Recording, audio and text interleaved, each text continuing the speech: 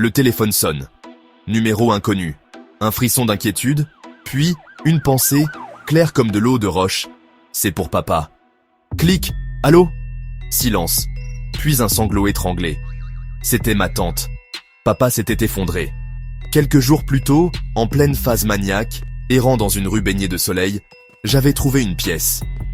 Brillante, étrangère, la date effacée par le temps. Une sensation étrange. Je l'avais mise dans ma poche, en pensant « Papa trouvera ça drôle ». Maintenant, le téléphone à la main, la pièce me semblait lourde, un présage. Était-ce une prémonition? L'intuition bipolaire? Ou juste la cruauté du hasard? Quoi qu'il en soit, cela a renforcé une certitude. Dans mon monde bipolaire, l'ordinaire et l'extraordinaire dansent joue contre joue. Le trouble bipolaire. C'est comme vivre avec un lutin malicieux qui te murmure à l'oreille « Regarde-moi ça ». Les coïncidences s'accumulent, des connexions apparaissent de nulle part. On commence à se demander, est-ce le destin, une intervention divine, ou juste mon cerveau sur une balançoire à sérotonine? Les médecins disent que c'est la maladie, déséquilibre chimique, synapses qui dysfonctionnent. Mais parfois, tard le soir, je me pose la question. Peut-être que c'est une autre forme de connaissance, une sensibilité accrue au murmure de l'univers. Mais bon, peut-être que ce sont juste les médicaments. La manie. Oh, l'énergie débordante. Les idées affluent, toutes plus brillantes les unes que les autres. Du moins, c'est l'impression que ça donne. Le monde est une scène, et je suis la star.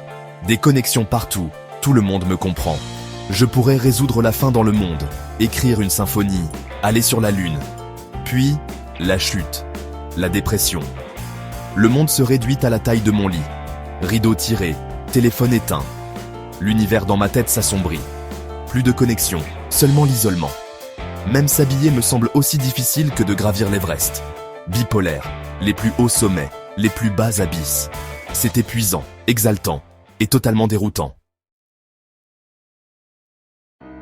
Alors, mon monde bipolaire est-il infini ou infinitésimal? Honnêtement, les deux. C'est une blague cosmique, vraiment. J'ai ces grands délires de grandeur, et pourtant, je n'arrive même pas à sortir du lit certains jours. C'est comme si j'étais coincé dans une petite pièce avec une immense fenêtre. À travers elle, je vois des galaxies tourbillonner, des possibilités infinies. Mais la porte, elle est verrouillée. Et la clé, quelque part, entre une pensée égarée et un déséquilibre chimique. Le trouble bipolaire, l'univers dans un grain de sable. Ou peut-être, un grain de sable dans l'immensité de l'univers.